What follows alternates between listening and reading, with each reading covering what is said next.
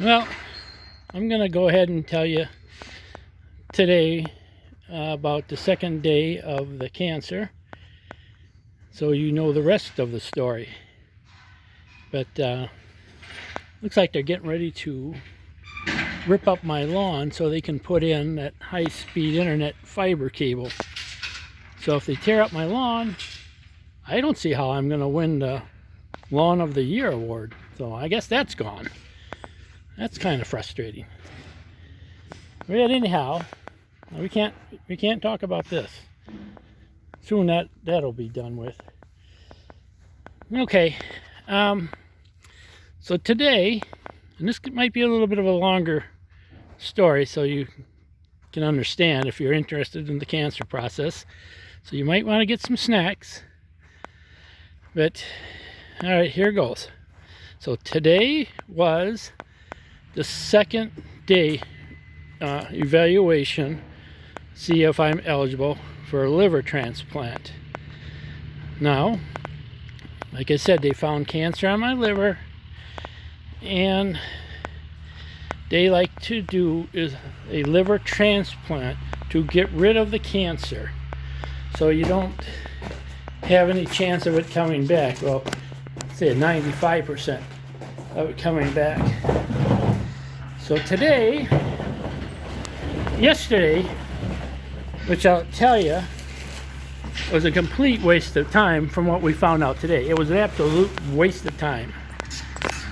And can you see those guys? I can't zoom in because I have an anti-shake on. But I'm getting ready to lose my beautiful lawn.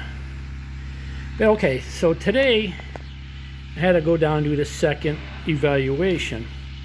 So what they were checking on is my metacaloric levels, and if my metacaloric levels were high, I could get a Jedi Masters liver. So the first thing they did today was a echogram. So during that echogram, they have to inject air bubbles into your heart. Now I'm pretty sure, and I did mention it to them, that you shouldn't be putting air bubbles into any part inside your body. But they apparently said it was safe. So I've already had my doubts going into this thing. But as they're doing it, he needed a nurse to come in and help him with the second part. And while he's monitoring my heart, she is producing with this funny looking machine air bubbles, tiny little air bubbles supposedly, that will go into my heart, and I guess they see where they go.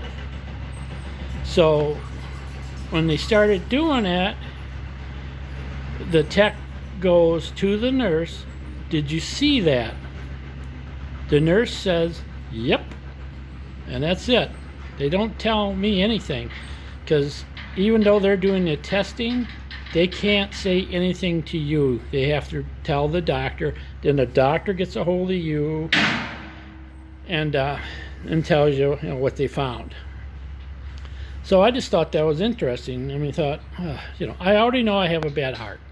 I've known that for a long time now. I had a couple of stents put in, 4 stents put in, and in some of these videos I make, you hear me breathing heavy. It's because my heart it's just a damn lazy thing. So Lisa had to come down too again. And this is what I hate, because yesterday was a complete waste of time when I finished telling you what happened. So Lisa literally, we had to waste the entire day yesterday for nothing. And I had to do some research and try to find things that we needed to get done before I had to liver transplant. So it was irritating now that I know what happened. So Lisa just showed up after my appointment was over, but she didn't need to be there for the echogram. So we went back out to the parking ramp, and then I told Lisa what the text said. And then Lisa said, "You should tell the doctor that we were meeting at 10:30. I said, "No, I'm not going to tell her, because if there was something important, then the doctors would tell me." So we agreed that we weren't going to say anything. Now, what happened after this was completely my fault. Not Lisa's fault or anybody else, it was my fault. And I'll get back to this part. So we waited around, went and seen the doctor, and we talked to her for a little bit, and she's telling us about the liver and stuff, starting to repeat stuff that was already said. So we had to kind of push her to get to the main stuff. And then she started asking me about my heart. And I'm thinking to myself, well, she should know. It's in my records, and I just did an echogram, so she should know. So I forget what I was telling her about it. And then she started saying about my heart, and I thought to myself, well, then she wouldn't know that if she didn't already know the results. So we asked her, and she said yes, that she knew the results, and they found that she believed that my heart would not be able to handle getting the liver transplant. She said my heart's at like 40%, and I had the other doctors in Berlin tell me it's 37%. So I just don't know. I mean, I'll take 40. Hell, give me 3 more points. Done deal. She said they typically no less than 50%, and they like to see 65% of how your heart is operating. Now, I had my first heart attack, I think, in 2003, but I didn't go in for almost 12 or 15 hours because I didn't know I was having a heart attack. They tell you all these warning signs that you're going to get, and I had none of them. I just felt sick to my stomach, and it just got worse through the day. So I finally went in. And by then, I had already damaged the heart muscles. It was too late. Once you damage the heart, you can't fix it. So, I mean, you would have to get a new heart. So, so she knew, and she was telling us about that. Then Lisa says, well, to me, I should tell her what the text said. And I didn't want to say anything. And then the doctor and the nurse was looking at me. And I finally was forced to tell them what they said. And that's how I knew when the doctor said, yeah, when I told her what the text said. And she said, yeah. So that's the bad news. I am not eligible for a liver transplant. Now, there's some good news, which I'm more than happy with. In the next couple of weeks, they're going to inject, well, August 3rd, they're going to inject chemo into the cancer. I forget what it is, but it blocks the arteries so the cancer gets starved. So then 2 weeks after that, they're gonna go in right above it, and then they're gonna burn the cancer. They feel that this will kill the cancer, which is good news, because that way I don't have to bother Lisa, and then I don't have to, be dependent on anybody. I can continue my life. And I'm kind of a loner. People like me are called introverts. I just like my peace and quiet and doing what I want to do without have to check in with anybody. I did that marriage shit, and that was not for me. So that's good. Then after this procedure, when they're done, every 3 months, I have to go in, and they're going to x-ray my liver and see if any more cancer has formed. They will do this for every 3 months for up to 2 years. Then at the 2-year mark, I can start going every 6 months. And then eventually, we'll just go back to being whenever they feel like it's necessary.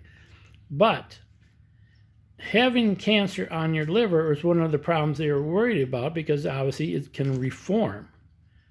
So if it does come back, they will be able to just go back in and burn it. So which is good. I said I like the VA. It's not costing me anything. Even going to the UW hospital to do the first part of this procedure doesn't cost me anything. The VA covers it, and they were going to cover if I end up getting that liver transplant. They were going to pay for a hotel room with a kitchenette for Lisa and I to stay in while I recover, which I thought was excellent. They paid for everything.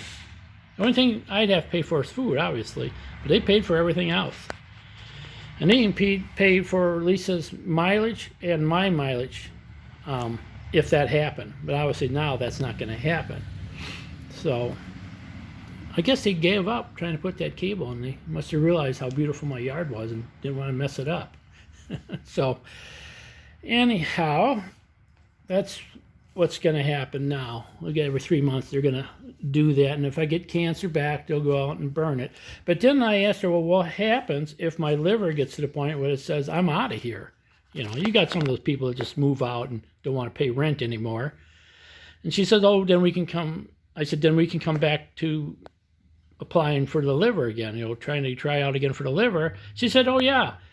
But then on my way home, I was thinking, well, that was a lie, because if my heart's not good enough now, it sure to hell ain't going to be good enough in a year or two from now.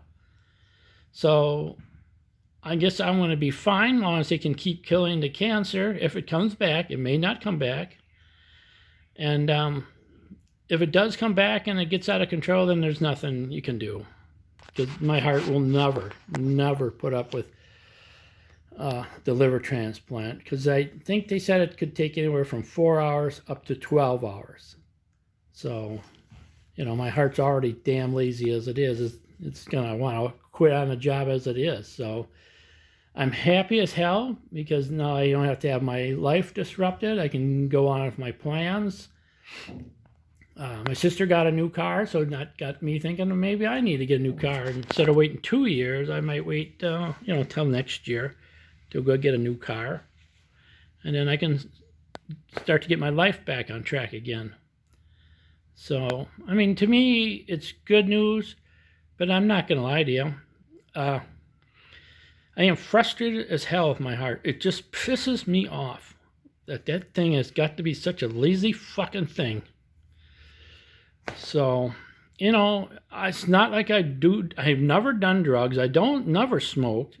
And I quit drinking over 30 years ago, and I wasn't an alcoholic anyhow. I could drink 1 beer or 20, and I would feel exactly the same. And I finally said, to hell with this nonsense. I'm done drinking. And I just quit overnight. Not a problem at all. So that's what's going on. I might make one more video about the cancer when I do that second procedure, just to let people know who are only interested in the cancer, like how it went, and was it painful and stuff like that. So, and when they do that part, when they're going to go in and kill the cancer, you're only down like a day or two. I think the first time you do it, I'm not sure, but I think I have to stay in the hospital. But the second part of that procedure, the VA wants to do it, and they told me I will be there overnight. They said for pain control. So I can tolerate a lot of pain, trust me. So that won't be too bad. I hate staying at the hospitals. If you ever had to stay there for a period of time, they're no fun. I don't sleep as it is. And then when the couple of minutes I do get to sleep, that's when they decide to come in and wake me up to take my blood pressure or whatever. So, I say we can end this on a positive note, as far as I'm concerned. And it will suck, if I get cancer back, and obviously things will be different, but they can't do anything now. I'm fully aware of that. So, but one big lesson I learned, and what I kept saying, this was my fault and not Lisa's fault or anybody else's fault. If you tell somebody something in confidence, you have to follow that up with a pinky swear. Because if you don't, well, then all bets are off. So that was my fault not telling Lisa the pinky swear on this one. So when she was telling the doctor, I was looking at her, I was giving her that look like, who are you, lady? You're not my support person. I wasn't mad. I mean, I guess I wasn't keeping anything from the doctor. Let's just be honest. They know. And that's what killed my chances of getting the liver transplant, is this echogram. So no Jedi Master liver for me. So, okay, this is long enough. Holy crap, 15 minutes. If you hung in there, great job. You're crazier than I thought. All right. Goodbye.